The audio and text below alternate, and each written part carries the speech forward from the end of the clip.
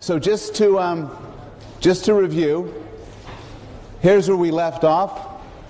The discussion from last lecture, and for about half of this lecture, is going to be social psychology. And so we started off by talking about certain fundamental biases in how we see ourselves. We then turned to talk about a bias in how we see other people, the fundamental attribution error. And now we're talking a little bit about some aspects of how we see other people. So we quickly talked about certain aspects of why we like other people, including proximity, similarity, and attractiveness. And where we left off was a discussion of the Matthew effect, which is basically that good things tend to compound. If you're rich, you'll get a better education. If you're smart, people will like you more. If you're attractive, and so on. Nobody bring up their papers at this point. They'll collect them at the end of class. What I want to talk to...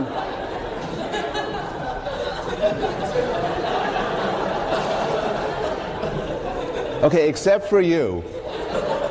Just ending it now. I'm going to ask the teaching fellows to stop anybody from approaching that area. I want to begin by talking about impression formation, how we form impressions of others, and tell you a couple of interesting things about impression formation. The first one is, first impressions matter a lot. They matter a lot for different reasons. They might matter a lot because humans have in general a confirmation bias, such that once you believe something, other information is then encoded along the lights to support what you believe. So the classic study here was done by Kelly, where a guest speaker comes in, and some of the students received a bio describing the speaker as very warm, the other as, do not bring your paper up if you're coming in late, just at the end of class. Yeah. Others got a bio saying, thanks Eric, the speaker was rather cold. And then it turned out later on, when they're asked for their impressions of the speaker, people are very much biased by what they first assumed. If I'm described to you as a vivacious and creative person, and you see me, and I'm all kind of bouncing around and everything, you could then confirm this as, look how vivacious and creative he is. If I'm described as somebody who drinks too much, you might think he's an alcoholic. If it's described as somebody who's insecure and nervous, you could interpret my activity as nervous twitches. Your first impression sets a framework from which you interpret everything else. This was the theme of an excellent movie called Being There, starring Peter Sellers. And a running joke of the movie Being There was that the main character, the character Chauncey Gardner, somehow through accident had the reputation for being a genius. But while in reality he was actually mildly retarded. But he would go around and people would ask him his opinions on politics, and he would say things like, well, I like being in the garden. And because of his reputation as a genius, people said, wow, that's very profound. I wonder what he means. Or people would talk to me, just stare at him and say, and people would say, would be intimidated by his bold and impetuous stare when actually he just totally didn't know anything. So first impressions can shape subsequent impressions, not just when dealing with people. A little while ago, there was a sniper, actually a pair of snipers, killing people in Washington. And the one thing everybody knew about it was there was a white van involved. Turned out there was no white van at all. But in the first incident, somebody saw a white van. This was reported in all the newspapers. Then every other incident, people started seeing the white vans. They started looking for them. They started to attend to them. So first impressions matter hugely when dealing with people because it sets the stage for how we interpret everything else. A second finding, building on the first, is that we form impressions very fast, very quickly. And this is a literature known as thin slices. The idea is you don't have to see much of a person to get an impression of what they are. The first studies done on this were actually done on teachers, on university professors. So university professors have teaching evaluations. You could use this as a rough and ready approximation of what students think of them.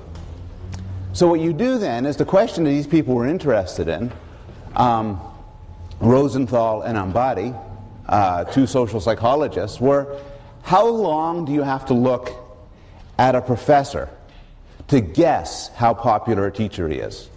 So they showed these clips for a full class. Do you have to see him for a full class? Do you have to see him for 2 classes? Do you have to see him for a half hour? How long do you have to be around a person to see him to estimate how good a lecturer that person is? And the answer is 5 seconds. So after clips of 5 seconds, people are pretty good at predicting what sort of evaluations that person will have. Remember the Big Five? How we evaluate people on a Big Five? Well, you have a roommate. And your roommate, you could evaluate on a Big Five. You've had a lot of experience with him or her. How much time do you need to evaluate somebody on the 5 dimensions of personality? Answer is, again, not much time at all. After very brief exposures to people, people are very accurate at identifying them on the Big Five. One of the more surprising findings concerns sexual orientation, or gaydar. That's not a scientific term. But the same psychologists were interested in studying how quickly you can, if at all, how long does it take to figure out somebody's sexual orientation? Now what they did was, they were clever psychologists, so they set it up in a study where the people did not know sexual orientation was at issue. So for instance, they may be people like you who filled in a form. One question along a very long form was your sexual orientation, and then you're sitting down being interviewed by somebody, and your interview is being filmed. And then other people are shown, who don't know you, are shown the film. And the finding is that people, based on thin slices, are quite good at detecting sexual orientation. Everybody's good at it. Gay people are better at it than straight people. And again, you don't need much time. You just need about a second. You see somebody for about a second, you can make a guess. You're far from always right. In fact, you're just a bit better than chance. But you are better than chance at telling sexual orientation. So these two facts taken together, thin slices and the power of first impressions, means that just by a brief exposure to somebody, it shapes so much of how you're going to think about them in the future. Now we can look at this from the other direction. We're talking about the perceptions of other people, how we perceive other people. But social psychologists are also interested in the question of what happens to other people as a result of being perceived in a certain way. So one question is, what would cause me to perceive somebody as intelligent or stupid, gay or straight, anxious or level-headed? A second question is, what are the effects of being judged that way? And psychologists have coined a term, talk about self-fulfilling prophecies. And the claim here, more specifically, is what's known as the Pygmalion effect.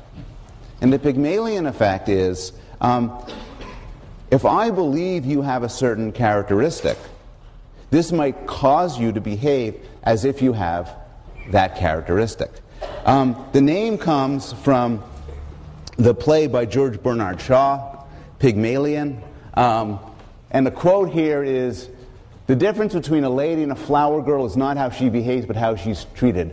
I shall always be a flower girl to Professor Higgins because he always treats me as a flower girl and always will."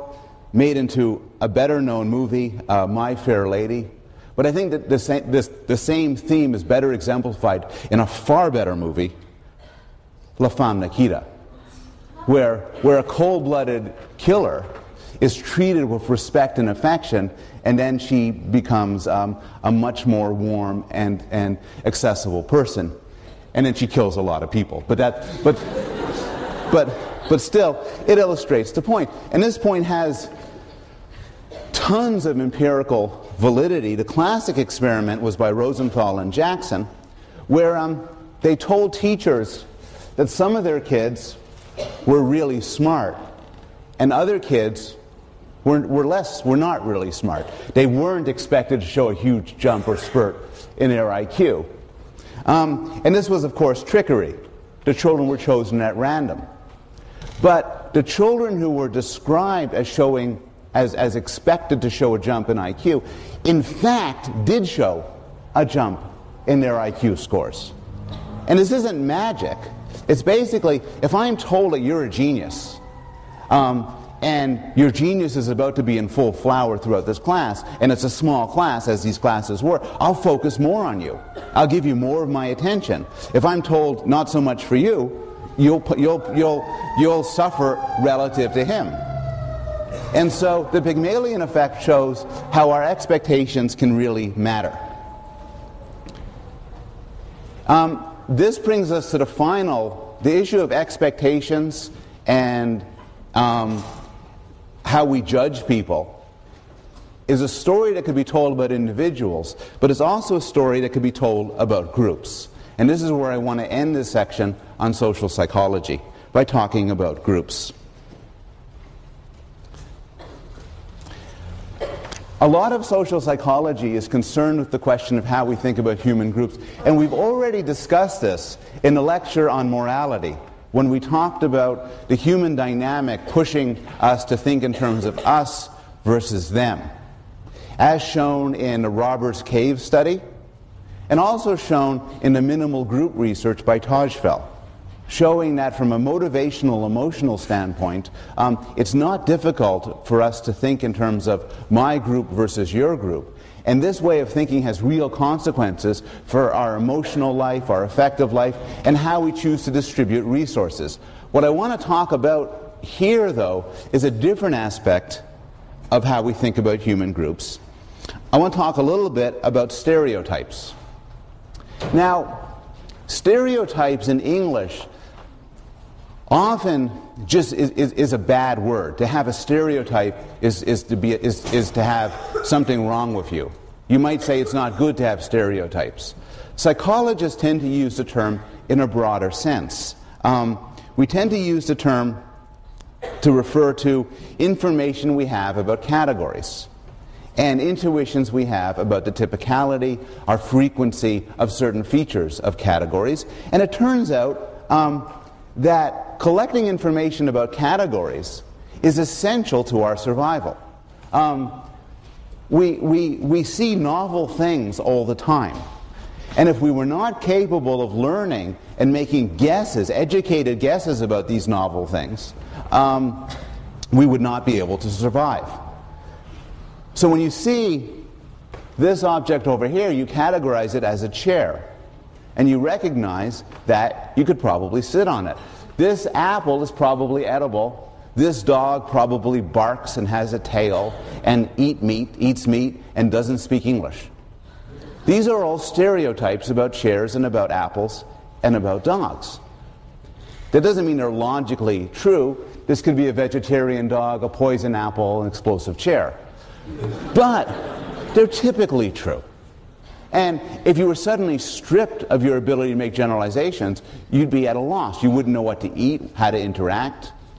So some sort of ability to record information and make generalizations is absolutely essential to making it through life. What's interesting, though, is we also categorize types of people. So we have stereotypes in our heads about men and women, about children, adolescents, or adults, whites, blacks, Asians, and so on. Now, this is not essentially a bad thing, for a couple of reasons. First, some of these stereotypes are positive. You might have positive stereotypes about certain groups. You might believe some groups are unusually creative or intelligent. You might have a particularly positive stereotype about your own group, even if your own group is Yale students, or your own group is people from France, or your own group is people from such and so college. You might have positive stereotypes. More importantly, we collect stereotypes about groups of people through much the same way we collect stereotypes about categories like chairs and apples and dogs. And so they're pretty often accurate. When there are studies which ask people, who's more likely to be a lawyer? Someone who's Jewish or someone who's Hispanic? Who's likely to be taller? Somebody from Japan or somebody from Sweden? People can answer these things. They have their stereotypes that guide their answers. And the answers are not arbitrary or random. Their answers are often correct. And often, possessing stereotypes lets us make reasonable and correct generalizations about the world. That's the sort of good news about stereotypes. But there's also bad news. One problem is they're not always accurate. And there's a couple of factors that could lead them away from accuracy. One is what we talked about before regarding first impressions, which is a confirmation bias. If you believe that homosexuals are effeminate, that gay men are effeminate, then this is going to shape how you see future gay men. If you see an effeminate gay man, you'll probably say, more evidence for my theory. If you see a man who's not effeminate, you might ignore it or say maybe he's not really gay after all. If you believe black men are criminals, then when you see a black man who is a criminal, you'll chalk it down as support. But you'll pay less attention to evidence that white men are criminals and some black men are not criminals. You won't look at this as a scientist objectively scanning data. Rather, you'll be biased in certain ways. You'll be biased to put extra weight on the cases that support your theory and diminish cases that refute it. Furthermore, our data is not always reliable. And this is actually an example of this at work.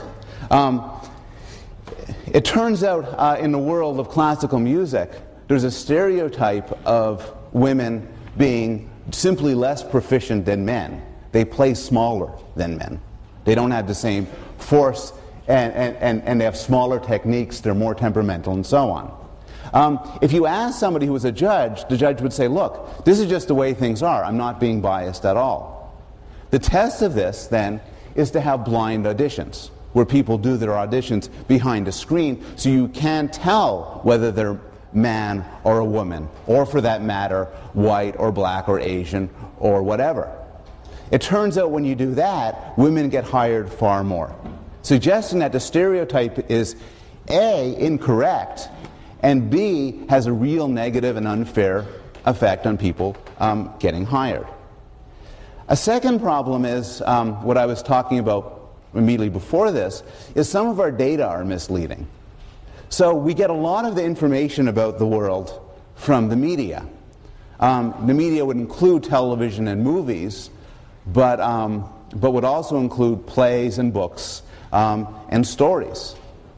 And to the extent these portray an unrealistic or unfair or biased perception of the world, we could construct stereotypes that are faithful to the data we're getting, but the data is not representative. And so people, for instance, object to the fact that when there's Italian Americans on TV, they're often members of the Sopranos, a mobster family. Throughout history, Jews have been upset at the portrayal of Shylock in Merchant of Venice. Not a very nice guy. And often in response, people who want to foster more positive views will often put in representatives from other groups in unusual ways to make that point. Anybody here ever see the television show Battlestar Galactica? Okay. Who's that? He's the star of Battlestar Galactica. You don't know because you're too young. In the original Battlestar, and I hate you. And in the original Battlestar Galactica, this was the star. This was the main character known as Starbuck, who got transformed into a woman in the more recent one. A sort of example of how portrayals are shifting in interesting ways. There's also, of course, moral problems over stereotypes. So it's fine to judge chairs and apples and dogs based on a stereotype. It's even fine to judge breeds of dogs. If I told you that I decided to buy a greyhound instead of a pit bull because I wanted a dog of a gentle temperament, nobody would scream that I'm a dog racist involving. But honestly, it's a stereotype. Greyhounds are supposed to be more passive and gentle than pit bulls. I think it's a true stereotype, but it's a stereotype nonetheless. But we have no problems when it comes to things like breeds of dogs with stereotypes. We have serious problems judging people this way. So for instance, it's a moral principle that some of us would hold to, that even if stereotypes are correct, it is still immoral to apply them in day-to-day life. The term for this would be profiling. Now, it gets complicated because there's some cases where we do allow stereotypes to play a role. When you all go and get driver's licenses, or when you did get driver's licenses, you have to pay higher auto insurance premiums than I do. I think this is perfectly fair, because young people like you get into a lot more accidents with your reefer and your alcohol. And so it is now some of you are saying that's a stereotype, and it is a stereotype, but it's a statistically robust one. And nobody lines up to protest this. It's an acceptable stereotype to make a generalization from. On the other hand, what if insurance companies determined that people from Asia got into more accidents than people from Europe? Would people be equally comfortable charging people from Asia higher rates of insurance? Almost certainly not. So the issues are complicated as to what sort of generalizations are reasonable to make and what aren't. There's also a second problem.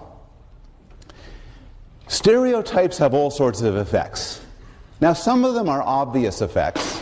You know, if people, for instance, if people pull you over while you're driving because you're black, this could have a huge effect on how you feel welcome into society, on race relations, and so on. But some of the effects are more subtle and more interesting. And you might not expect this. And this is some work done by the psychologist Claude Steele and his colleagues at Stanford. And the issue is called stereotype threat. Imagine you have a math test, and this is the front of the math test. Claude Steele made an interesting discovery. Here is how to make black people do worse on this math test. It's very simple. The finding is that if your race or your group has a negative stereotype associated with it in any particular domain, being reminded of it serves as a stereotype threat and hence damages your performance in all sorts of domains. If the stereotype is your group doesn't do good in this, if I remind you that you're a member of that group immediately before doing it, your performance will drop. Now you know how to make women do worse on math tests too. Like that. And this has a demonstrative effect. So stereotypes are complicated and morally fraught things. When people study stereotypes, they often make certain distinctions between three levels of stereotypes. And this is nicely summarized here. There's public. If I asked you, one of the people running for the Democratic nominee for president is black, another one is female. If I asked people to raise their hands for who thinks that because being black, because being female, they should be automatically disqualified for being president, few of you would raise your hands. Those are your public presentations of stereotypes. Even if I was to ask you on a sheet of paper, you might deny it because you might be afraid that it's not anonymous. Then there's private. Private is what you really think, but you don't tell people. Some of the population of the United States are not going to vote for somebody because he or she is black, but they won't tell you, but they know it to be true. That's common sense. What's more interesting is, below even that, there may be unconscious associations that work that people don't actually know about, but affects their thoughts about race, gender, and other social groups. So here's some data about what people publicly say. This is the proportion of people who say they would vote for an African American president. What's interesting is around when I was born, the answer in the United States was about half. Now it is as close to 100% as you can get it.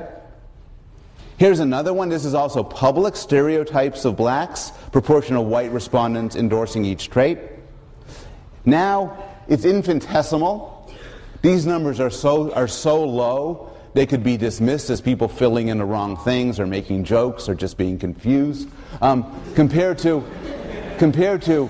stunningly superstitious high rankings. And so there's been a profound change in public presentations, public views on race.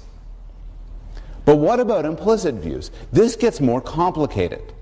Here's a simple study. This is the sort of study that you might do here at Yale. What you might do, for instance, is be sitting in a computer screen, and you'll be given incomplete words to fill out, like hoss, and you have to fill out this word. What you don't know is that pictures of black faces or pictures of white faces are being flashed on the screen. But they're being flashed on the screen subliminally, so fast you don't even know you're seeing them. Still, this has an effect. When you see black faces, subjects are more likely to fill us with words like hostile, while whites more likely to fill out words like hospital. I will now welcome you to participate in an experiment on implicit attitudes. This was developed by Mahzarin Banaji, who used to be at Yale and now is in an inferior university in Boston. And it's called Implicit Attitude Test. It's the biggest psychology experiment ever done in terms of people. I don't know, like 1 million people have participated in this. And you could just go online, implicit.harvard.edu, and then you could do it yourself. But we'll do it now as a group. If you did it in the lab or on your computer screen, you would do it by pushing buttons. We'll do it by speaking. And it's very simple. You're going to see things over here, and they're either going to be words or they're going to be pictures. If it's an African American or a bad word, a negative word, I want you to shout out right. This side, right. If it's a white American or a good word, I want you to shout out left. People ready? Try to do it as fast as possible without making any mistakes.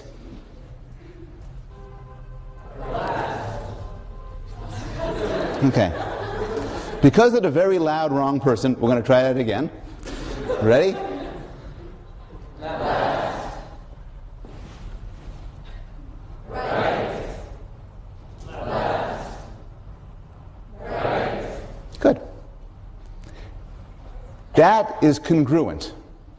Congruent according to a theory that says that people, both African Americans and white Americans, have biases to favor white Americans over African Americans. How do we know about this? Well, we compare it. That's congruent. Now it's different. If it's a white American or a bad word, say right. If it's an African American or a good word, say left. Left. Right. Right. Left. Okay. For all I could tell, people did equally well. But this experiment has been done tens of thousands of times. And you could do it yourself on a computer screen. And this is one way of doing it, but I'll alternate and I'll give you different ones to shift around and everything. And it turns out that this version, people are slower at than the other version. Suggesting that their associations run one way and not the other. And this work has been extended for all sorts of ways. looking at, for example, gender, looking at the connection between women and English and men at math, looking at age, attitudes towards people who are obese versus people who are thin, attitudes towards people who are straight versus people who are gay. And you could go online and do these studies, and they'll give you some feeling for the sort of implicit attitudes that we have within us. Well, a legitimate question is, who cares? I mean, if you look at the results for the study, it turns out that there is an associationist bias to view white Americans as positive and African Americans as negative. But it shows up in like half a second difference. Who cares? Well, there's two answers to this. One answer is there are times in your life where half a second can matter a lot. So studies with police officers using reaction time and split-second choices on who to shoot find that your stereotypical attitudes play a huge role in who you're likely to shoot when they're holding an object in their hand that's unclear. Also, more generally, it could be that these implicit attitudes play a role in judgment calls. In cases where you have a hard decision to make, you know you're not racist. You have no explicit racist attitudes. Honestly, you really don't. But the argument is that these stereotypes can affect your behavior in all sorts of subtle ways. Here's one example. What they do is they do an experiment where somebody is in trouble. You hear a scream from outside, either from a black person or a white person. In one condition, you're the only person around. In another condition, there's other people around you. Now, we know from work in the bystander effect that in general, which one are we more likely to help in? When we're the only person or multiple? Only, exactly. And in fact, when it's the only person, just about everybody helps, regardless of the color of the person in trouble. But when you're with other people, there's a big difference. Now again, these studies are not done with members of the KKK. They're done with standard university undergraduates like you. And if you were in this group, you wouldn't say, oh, I didn't want to help because the person's black. Rather, what you would say is, well, I didn't think it was worth helping, there were other people around, someone else would help. But we know by looking at it that this difference makes a real difference. A final study, and this was done by my colleague who just got hired here, Jack DeVideo, who's done some wonderful work, looked at how people judge to hire somebody based on their recommendations. This is a little bit of a confusing thing. The green bars are the African Americans, the blue bars are the white Americans. And in some cases, these people have strong recommendations. When they have strong recommendations in 1989, you're willing to hire everybody. And this is not a difference at all. But when their recommendations are so-so, when it's a judgment call, the subjects are significantly more likely to hire the white American than the African American. 1989 was a long time ago, but the same results showed up in 1999. The same results also showed up about a year and a half ago. And again, this doesn't show that people are explicit, terrible racists. It does show that people possess these stereotypes that make a difference in their real-world behavior. A way to put this all together is in Trish Devine's automaticity theory, which goes something like this. The idea is that everybody holds stereotypes. These are automatically activated when we come into contact with individuals. In order to not act in a stereotyped fashion, we have to consciously push them down. We have to consciously override them. And that's possible, but it takes work. It takes work both at the individual level and it takes work at the group level. Any questions or thoughts about this? Yes? Yeah, I read about a number of studies that have results that are personally very startling, I would say. Yeah. And I guess I'm curious, you say there's work to be done at the individual and group level, and I'd like you to say a little bit more about that, I guess. It's a good question. It's a good question. These results are surprising and disturbing. And I said there's work to be done at individual and group level, and this young man challenged me to be more explicit about that. Here's one case. We have job searches. And sometimes senior job searches involve the faculty sitting around in a room and tossing out names.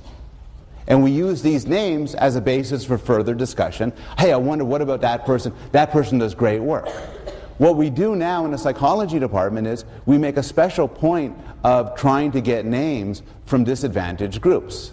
Not with an eye towards an affirmative action policy, but rather because there's a lot of evidence suggesting that people who are just as qualified don't come to mind unless you make some sort of procedure to do it. Here's another example. A lot of journals do blind reviewing now, because of the evidence I talked about before regarding sexual stereotypes, that whether it has a male name or a female name makes a difference. So those are group level in that they're not saying, you get rid of your prejudices by trying harder. It's rather, let's set up a system so that your prejudices can't work. The blind auditions, for instance, being a beautiful example of that. At an individual level, your question's a harder one, and I'm not exactly sure what we could do. But I think what we should do is be conscious of these things and know that it's not enough to say, well, I'm explicitly not racist, so I'll give everybody a fair shake, but to recognize we might have biases and to work hard to overcome them. Not by overcorrecting in some random way, but trying to, if you're interested, for instance, in qualifications, setting up some system that these qualifications can be observed absent knowledge of race or sex. Yeah, and back. How are people more likely to hire people, vote for people, or help people in their own group? Is that taken into account in these studies? Yes, the question's a good one. How much of this is due to stereotypes, and how much of this is due to an own group bias? So the fact that, so the experiments as I've described them are to some extent ambiguous. The fact that white Americans favor white Americans over black Americans might be because of stereotypes, but they also might be of in-group favoritism. I think the answer is that both play a role, but some of the effects are due to stereotypes above and beyond in-group favoritism. And one reason why we know that is in studies like the IAT, the implicit attitudes test, African Americans show much the same effect as white Americans. So African Americans also are biased against African Americans and in favor of white Americans, showing it doesn't reduce to group favoritism, though that probably plays a big role. Okay, I'm going to shift and spend the rest of this class on a couple of mysteries. Here's the summary. The first one is a minor mystery. I think we have some progress in explaining it. The second one is a total mystery. The first one's sleep. Sleep is a motivation. It is a motivation like food or drink. If it is a form of torture, I won't get into definitions of what torture is, but it will cause somebody tremendous pain and anguish to keep them from sleeping. When you're really tired, sleep is what you want to do. Like when you're really hungry, you want to eat. How many people here, on average, from the beginning of the semester till now, get on average more than 8 hours of sleep a night? It's good, good. There's a sort of school of sleep. There's a school of sleep macho. Sleep macho used to be, I only get 42 minutes of sleep a night. Now sleep macho is, I sleep 11 hours. Who gets on average more than 7? On average more than 6. Who here has been making it since the beginning of the semester on under 6 hours a night? Okay. Anybody view themselves as getting under 5 hours a night? Okay. There's big individual differences in how much sleep people need. And sleep itself is what we spend a lot of our life on, but it's very hard to study. And we didn't used to know much of it because you can't ask people what's happening during it because they're sleeping. So you need sort of clever methods. One such clever method is an EEG. You bring somebody in a sleep lab, you put electrodes on their scalp, and you see what sort of electrical activities you get in the brain. Right now, many of you are showing irregular beta waves, suggesting intense comprehension and great intellectual focus. Some of you are awake but non-attentive, and your brain's giving these large, regular alpha waves. Some of you are sound asleep deep in delta. When you sleep, you get the following stages. You start off with a transition period. When you're falling asleep, we call that stage 1. Then you get successively deeper, 2 through 4, slow, irregular, high amplitude delta waves. And then, once you reach stage 4, you start going up again, up through stage 3 and 2. Then REM sleep emerges, rapid eye movement sleep. REM sleep is neat because your brain looks like it's wide awake. But, and I'm going to go talk a little bit more in detail about this later, you're relaxed, your rapid eye movements occur, that's where the name comes from, and dreams occur. And then on a good night's sleep, you've got 4 to 5 sleep cycles, and it looks like this. You start off, you go down, down, down, down, you come up, then you hit your first REM cycle. Again, again, again, again, and then you wake up. So, the general takeaway message here is that there's 2 types of sleep. There's slow wave sleep, or quiet sleep. Your eyes drift separately and slowly. You're hard to wake up. Then there's REM sleep. Your brain is active as if you were awake. Your EEGs are similar to waking. Paralyzed except for the eyes. Oh, men get erections. And you have dreams. One sleep researcher joked that these 2 are connected because what happens is dreams fly around through the ether, and then the erections serve as antennas, so you pick them up. Don't write that down.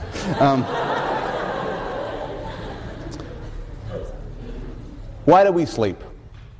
And why aren't we always awake? There's a couple of answers to this. Probably the best answer is our body's worn out during the day, and sleep is necessary to put it back into shape. So when you sleep, growth-producing hormone goes through the body, your brain and other organs get restored. You need less food, your immune system seems to be hard at work. And in fact, one answer, people always wonder, what happens if you stop sleeping? And the answer is not one discovered in the laboratory, but it's been reported in different cases. If you stop sleeping, you die. You don't die in some dramatic way, you get sick. And then you die. Suggesting that sleeping is good to keep you healthy. And an analogy I like to think about is that when you bring your car into repairs, when you're repairing your car, the first thing you do is you stop it and shut off the engine. You make it stable and at rest so you can then work on repair. A related view is that sleep emerged to preserve energy and keep you out of trouble at night. And these views are, of course, not incompatible. This explains why we sleep at all, and this probably explains why we sleep at night.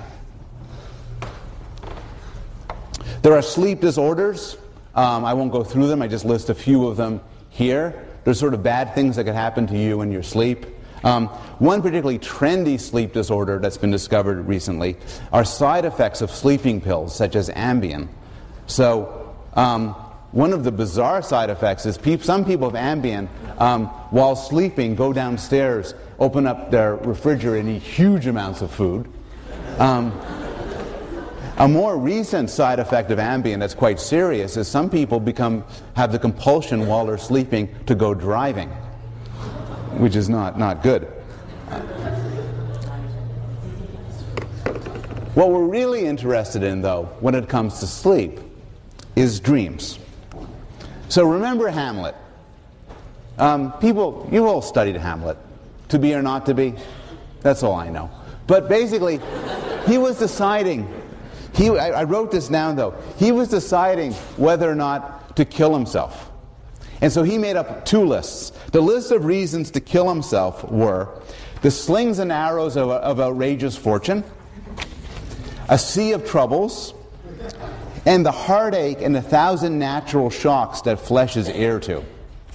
He only had one argument not to kill himself. Nightmares. To sleep perchance to dream, for in that sleep of death what dreams may come when we have shuffled off this mortal coil might give us pause. He was worried about nightmares. Now, dreams have always fascinated people.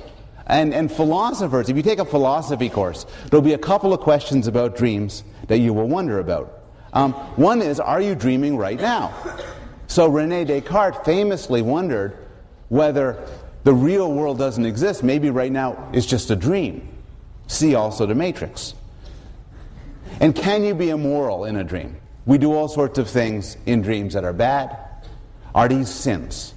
And the great theologians and philosophers like Augustine wondered about this. Can you sin in a dream? I will answer both questions.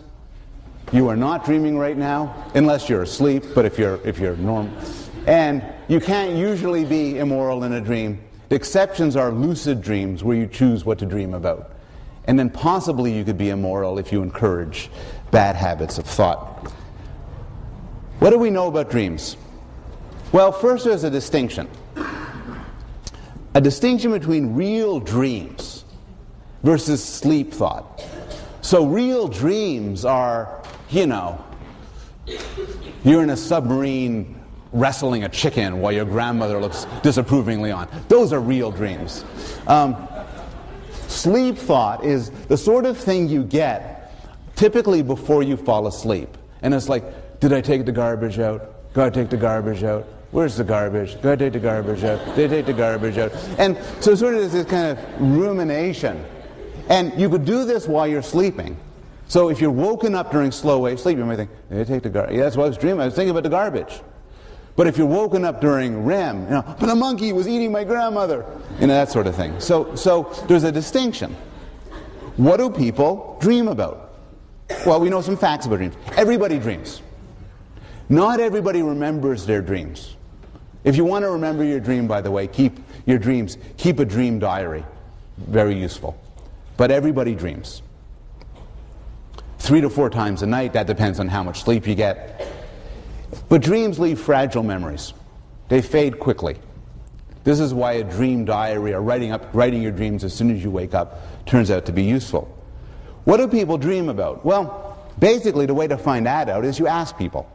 And people have, psychologists and sociologists have collected dream reports. If you go to dreambank.net, a guy named Hill collected 50,000 dream reports. You can make some generalizations. Most dreams are bad. They're not bad.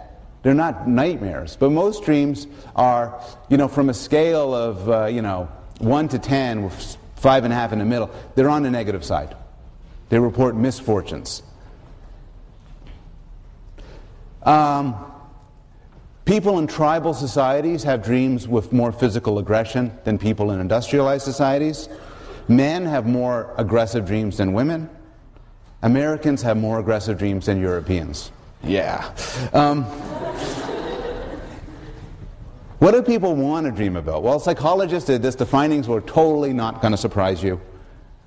Women want to dream about romance and adventure. Men want to dream about sex with strangers.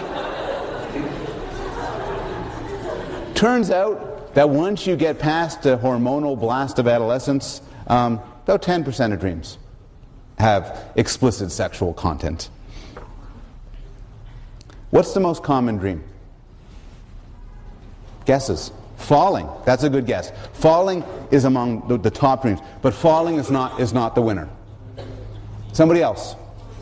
Flying. Also close. Public speaking. Good phobic dream, but not it. Naked in public. Naked in public. Not it. Excellent. Being chased. Evolutionary psychologists and cognitive neuroscientists have puzzled over this one. It seems to be a sort of a primal dream, but the dream about being chased is a biggie. Has anybody here ever dreamt of being chased that you could remember? Yeah. You chase a big one. Naked in public? Grandmother killed by monkey? No. So, what are dreams for? There are Freudian theories that dreams are disguised wish fulfillment and other things. There's not much support for these. One theory which is popular is that dreams are a side effect of memory consolidation. So your body sort of below the neck rebuilds itself while you're sleeping. But also what happens while you're sleeping is your memories get played over and over again to consolidate them into different parts of the brain. Almost the best analogy here is backing up a computer. Your brain backs itself up. In the course of backing itself up, there's sort of random events flash to consciousness and get put together in a coherent story. From this perspective, dreams serve no adaptive function at all, but rather they're epiphenomena. They're the byproducts of another system. Final topic is laughter. And this is a true mystery. I got interested in this, I got interested in this as a developmental psychologist, watching my own children laugh and trying to figure out what it is that made them laugh. This is my son Zachary, pretty young.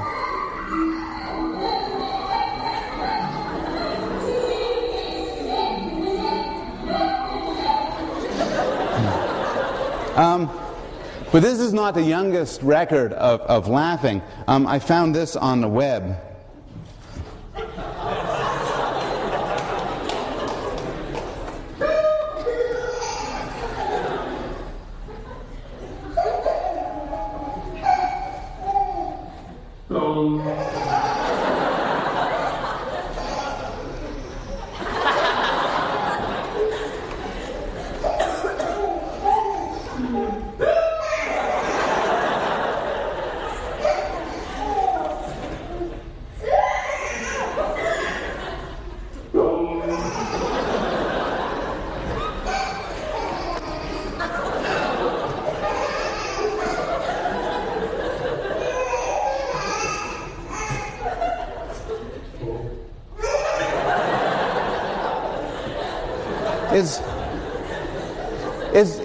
It's a huge puzzle. From an evolutionary point of view, people's pursuit of sex and food and drink and sleep are not these huge mysteries. Our abilities to understand language and make sense of the visual world and cohere in groups.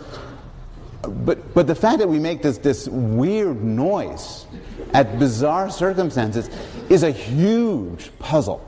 And typically, psychologists have failed to explain this puzzle. So here's something, here's a first guess I read in a neuroscience textbook. We laugh when there is incongruity between what we expect and what actually happens, unless the outcome is frightening. Now, this is a fair effort. It is about as wrong as anything can be wrong in any possible way. First thing is, it doesn't really explain why. So, why should a non-frightening incongruity cause people to make a distinctive loud noise consisted of staccato segments of 1/15 of a second each, separated by 1/5 of a second? It doesn't explain why we make that loud noise when dealing with incongruity. It's not the case that incongruity causes laughter. If there was a bowl of fruit up there as you walked in, it'd be incongruous. But people wouldn't shriek with laughter and point at a fruit. It's also, a lot of laughter isn't caused by incongruity. So a lot of times we laugh, there's nothing incongruous in any deep sense about it. So laughter is kind of a puzzle. We don't know why we laugh. We don't know what makes us laugh. Over the last 5-10 years, there's been some work done on this. A lot of the work is done by Robert Provine, who summarizes this in his excellent book, Laughter. And Provine decided to do something that nobody in the history of the world has done. He decided to send himself and his students to different places, including shopping malls, and observe when people laughed and write down what made them laugh. And this is a first descriptive step to developing a theory of laughter. And his big finding is that you could separate people, you could separate the question of laughter from the question of a joke or the question of humor. Most of what made people laugh wasn't in any sense a joke or humorous. So he had over 1,000 laughter-initiated situations. And here's some typical comments that initiated laughter, sometimes uproarious laughter on the parts of people. I'll see you guys later. Look, it's Andre. Are you sure? I know. How are you? I try to lead a normal life. It's sort of funny. Does anyone... In a context where it wasn't particularly amusing. It wasn't you. We can handle this. Only 10% of the comments were coded later on as people as actually humorous in any sense. And these included, poor boy looks just like his father. You smell like you've had a good workout. Did you find that in your nose? Reference to dormitory food. He has a job holding back skin in an operating room.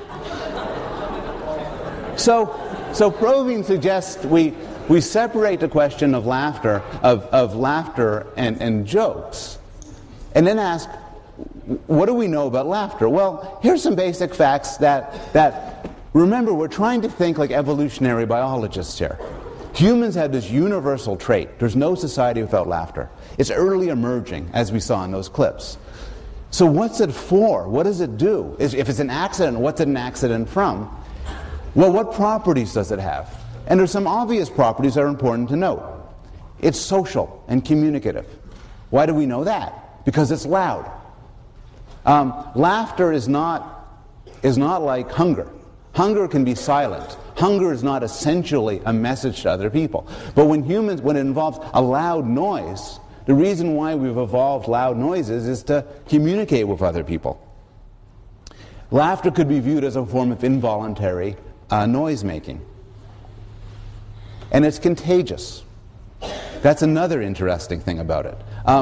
One of the great discoveries in television and movies was the invention of the laugh track. The laugh track makes things a lot funnier because people laugh a lot more when they're in groups. The rim shot after a comic remark is an attempt to simulate, a sort of a pre-technological attempt to simulate the sound of laughter. Children are particularly influenced by the contagiousness of laughter. But just in general, if you hear somebody laughing, like the kids you saw before, it's the sort of thing that could easily make you laugh. Other primates do it to some extent. And then it's interesting when they do it. Monkeys laugh when they attack. When monkeys get together to kill and eat somebody, they make a kind of a laughing noise. And chimpanzees laugh when they tickle each other. And you can see. And what's tickling? Well, a fair definition of tickling is touching parts of the body in a mock attack. You sort of attack somebody and they're laughing. But if somebody's trying to mug you, you're not, this is so funny. You have to realize that this is a mock attack. You're simulating attack. So, one theory is a signal of mock aggression and collective aggression. It's basically it's like a sound of some sort of mob attack. It's mock aggression in a sense that when people laugh, they're often teasing, kidding around. They're throwing out insults, maybe they're tickling each other, maybe they're making fun of each other, maybe they're making fun of themselves. And there's some aggression to it. most laughter is inspired by some degree of aggression, but it's attenuated and it's not real. And a laughter is a signal this isn't real. And collective aggression. A lot of mob assaults, executions, lynchings, rapes are accompanied with the sound of laughter. When you're in a group doing something terribly aggressive and you don't feel like you're at risk, you might laugh. And laughter is a signal to other members of your group as a signal of solidarity and what you're doing together. A different way of putting it, and none of this is going to come in with a sharp, decisive theory. These are sort of flailing away at different ideas. But another way of doing, an older way, is proposed by Plato, who viewed laughter as a form of bonding against a common enemy. It's a sound of group cohesion against a common enemy. Comedians have not missed the aggressive nature of laughter. Dave Barry writes, "The most important humor truth of all is that to really see the humor in a situation, you have to have perspective. Perspective is derived from two ancient Greek words, pers meaning something bad that happens to someone else, and ective meaning ideally somebody like Donald Trump." And the idea is that it's something bad happening, but not to you or to somebody you love. Mel Brooks puts it in somewhat sharper terms, distinguishing between comedy and tragedy. Tragedy is when I cut my finger. Comedy is when you fall into an open sewer and die.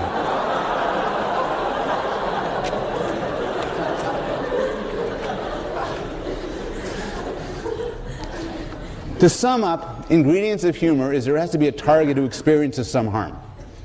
It could be an enemy, it could be a friend, it could be yourself. The harm shouldn't be so serious that it elicits strong negative emotions like fear, grief, or pity. So if a stranger, slips on a banana peel and lands on his butt, I might laugh because I'm not overcome by compassion. If he splits his head open, there's blood everywhere, I'm less likely to laugh unless I don't like him or something. And this is why the damage is often a certain sort of damage involving things like embarrassment, sex, scatology, a banana peel pie in the face, your pants fall down or something, where there's no real harm. So empathy, caring, sympathy don't kick in. But instead, there's the aggression unleashed at somebody. And there has to be some level of surprise. This is where the humor for that baby comes in, which is he couldn't predict when the sound was coming. And some aspect of that was what made it so funny to him, what elicited the laughter. This is what elicited laughter for Zachary was watching the classic film Winnie the Pooh and the Blustery Day, where Rabbit climbed on a high bunch of shelves and it all came crashing down on him. But he wasn't dead. He was just kind of stunned. Final question for anybody interested in laughter is, why can't we tickle ourselves? Now, I've talked about laughter on two separate occasions. And on each of the occasions, when I talk in front of a large group like this, somebody came up to me afterwards and said, "But I can." And I don't... And they seem sincere, but people say, I could tickle myself. How many people here will own up to being able to tickle themselves? One? It's a fascinating question why some people can. The general story of why we can't in general is because there's no surprise. There's no mock aggression, and also there may be a general deadening of self-stimulation. I'm going to end with the final reading response. Think up an interesting, testable idea about either dreams or laughter. You could go into as much detail as you want. If you want, your thing could be one sentence long, but it could be longer. I will ask the teaching fellows to each send me their one or two most interesting remarks. I will then judge, and then the winner will win some small prize, either of a literary or a food nature. Okay. I'll see you all on Wednesday.